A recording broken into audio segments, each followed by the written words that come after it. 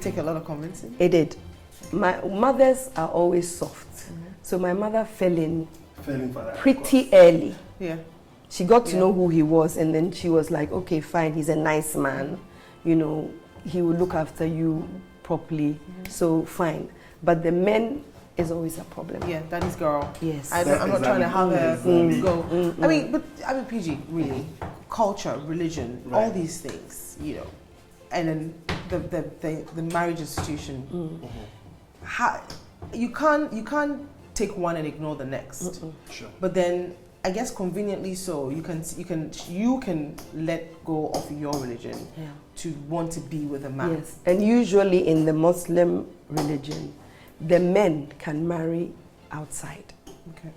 So with the hope that eventually you convert. will convert to be a Muslim. Okay. So did you convert? I haven't, but I'm almost on the last leg of doing that. Really? So what is it going to take you to do it? Over 27 years? That's a very strong woman. I know, a very strong woman. I'd say this for Alaji, there are men who are very demanding, who would literally stand on you to do something because they want you to do it. But my husband is not like that. Take your time and do it when the time is right. When you're ready. Yes. Now the other woman, there was clearly another woman. Now that other woman, was she also Muslim?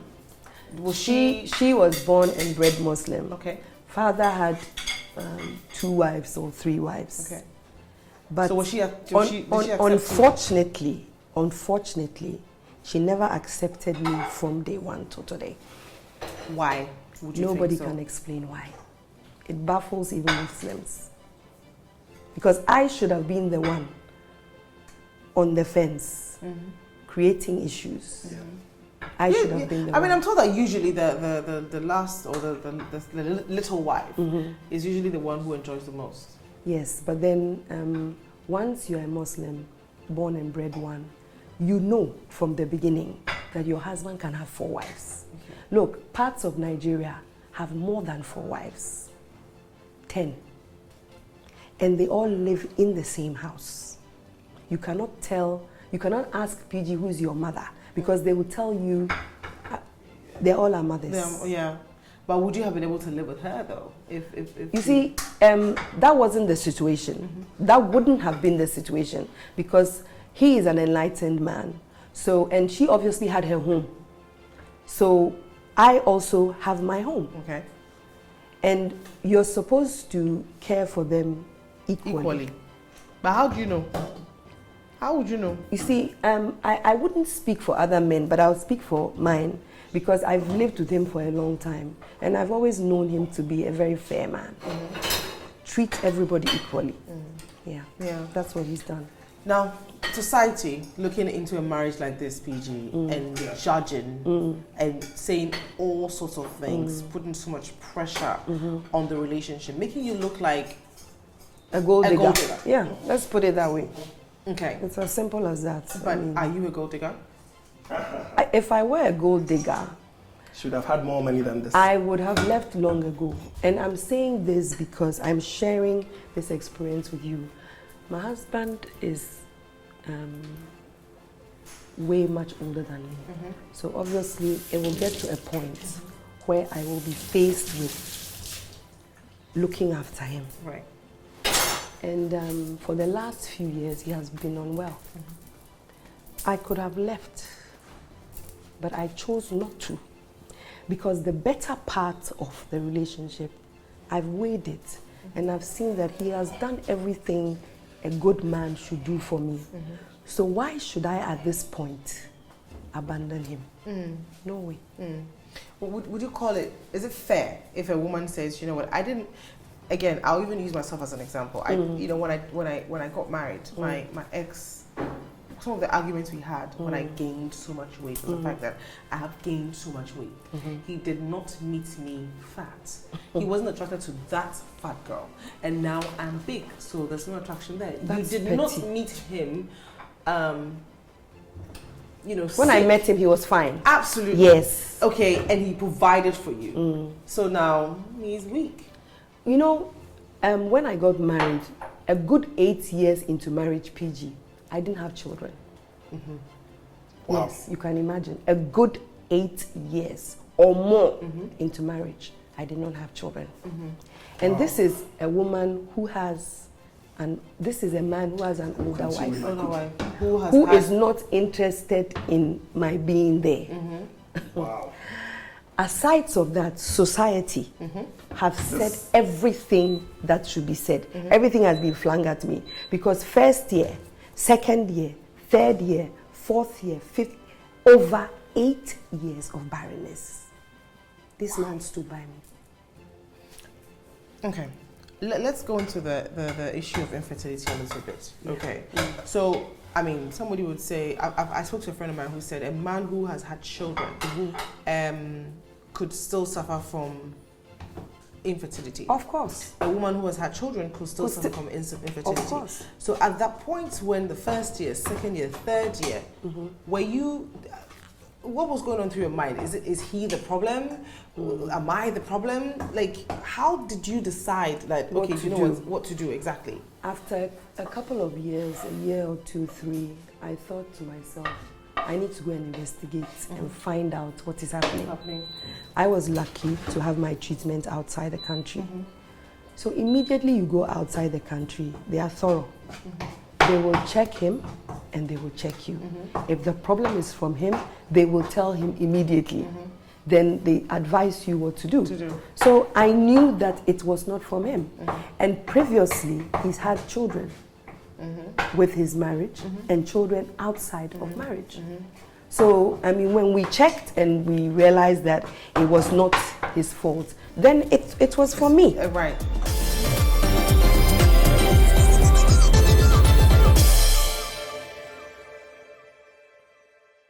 There's nothing wrong. I mean, for I was thinking, no, it's fine. It's fine. You are perfectionist. So fried rice is there. Mr. Say na me pen. Pedi boom. But let's make sure it tastes. The taste is not. Let us the taste. Yeah. You've done well. So at that point when you were going through all these things you're going through, did you ever think of leaving? No, I didn't. Why? Because he made me feel comfortable. Okay. He did not make me feel as though you haven't had children, so it is a problem. The only thing he used to say from time to time was, it is my prayer and my wish that you would have children, so that one day when I'm no more, you'd have children to keep you company. Because you can't be by yourself. But PG, being a counselor, haven't you counseled people or a couple who are saying, you know what, I can't be with her because of the childlessness? Oh, yeah. Or the man is saying, you know, I can't be with her because she can't. And maybe sometimes the man is the problem. Oh yeah, most times. That's the thing. That's the thing. Usually, the man is the problem. And most often, one person may be aware of the problem even before they marry. But they don't. They don't disclose it, because once you disclose it, then the other person can walk away. It could be the woman who did something some way along the line, or it could be that medically she's been diagnosed that the chances of getting pregnant and having a child is very slim. It could also be for the man, you know, having suffered a UTI and failing to treat it till it complicated and became something else, or it got complicated and became something else, or some injury, sport injury, accident, or something. It could even be congenital. Anything, that's true. Yes, but they know the ones that becomes a reality, that becomes known to the other person. They walk away, so then they keep quiet. Yeah, but the society would always 9 out of 10 most of the times yes, it's the woman. Yes, it's the woman. It's always the woman. Always the woman, which is rather unfortunate. Yes. But most times you'd realize that it is also from the man. So and you know, literally in Africa, where we come from, it is a taboo for a man to say that he's infertile. It is such a taboo. It's a big deal. It's such a big deal. So most times the blame is shifted on the woman. Yeah. Now, in your case, did you know that you had a problem? Yes. Did you know even before you got married to him? No. Okay. No, I didn't realize that I had a problem. And then you have the rumors of she's had 20,000 abortions. Oh dear. Exactly. So because of that, she's not able to have children. I mean, it's always easy to blame it on the abortion. Oh dear. It's always easy, and you know most of the time, sometimes fate can be so funny. It's always the women who are beautiful, they're fashionable, and all that. I was just going to say that. Looking at me, you can imagine what I've. And then at one point, we heard, oh, her husband had taken her for ritual purposes. No, my question to you right now is the other woman. She never wanted you there in the first place. Oh, so didn't it ever cross your mind once? No, superstition. You know this thing, challenge. It didn't. You know, a lot of people probably see you this way, but it's those who are close to you who know you. I'm a very deep Christian. Good. I'm a very, let me put it, spiritual person. I pray a lot. I fast a lot. Everything that happens to me, I give to God. Yeah. And I look up to Him to solve my problems for me, because there's no one else. And once God knows that you are all that He's got, it might take time, but He's all that you got. Yeah. Yes. So clearly we can. Is it fair to say that she was quite happy that the child? Amen. She would literally put her hand on her chest and like she would say, "It's not going to happen." So you I say what they say. Oh, Yeah. It's like what of a young girl. 8 years there. 8 years there. What proof do you have? All hope is dead. Just a hope beautiful. Ain't no we there cause what now on address. Cause what now on address. Na me say me family one consider me. Cause who could be family na me family. And that is how I am. Sana me team. My family one from day one to today. Ain't enya who sika and I be na me the family. You must have had days where you probably locked yourself in the room and you cried. I only had that feeling when after 6 or 7 years I got pregnant naturally and I lost the child after 6 months. That was devastating. Yeah. I mean, that was devastating. I can imagine. And it was obviously because I didn't know anything about pregnancy. I sat down there and she literally came out. Wow. So when I got to the hospital, she was half out. Wow. They tried everything, but she didn't survive. Wow. So that was a blow. It was a blow because I had so many fertility treatments, which didn't work. And this one happened naturally. PG. And through. Tasty. How many kids do you have now? I have twins. Double for your trouble. 2 girls, and that shows. Oh, the ones that you came in with.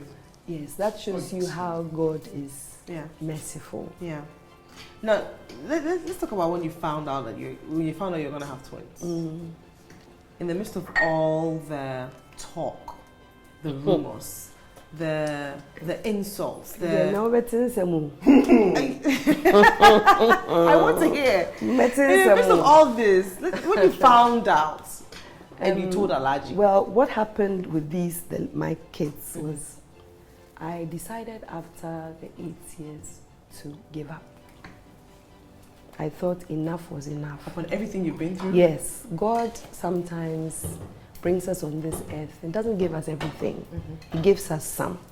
So I said to myself, at least He's given me literally almost everything. Maybe the children, a child is not what He's ordained for me. Yeah.